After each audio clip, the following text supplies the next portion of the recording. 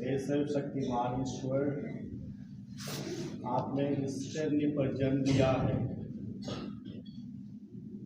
और चरनी पर जन्म लेकर हम सबों के उद्धार के लिए आपने अपने प्राण न्यौछावर किए। आज हम सब मिलकर आपके जन्म दिवस मना रहे हैं।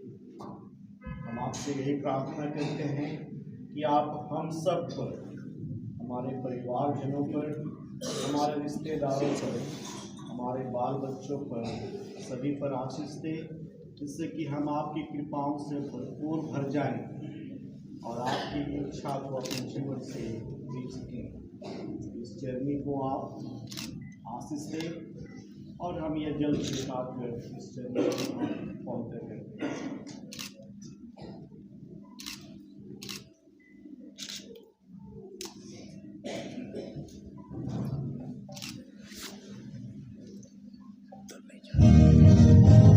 उधर रेस्ट्रिक्टेड जगह शॉर्ट सर्किट इधर नीचे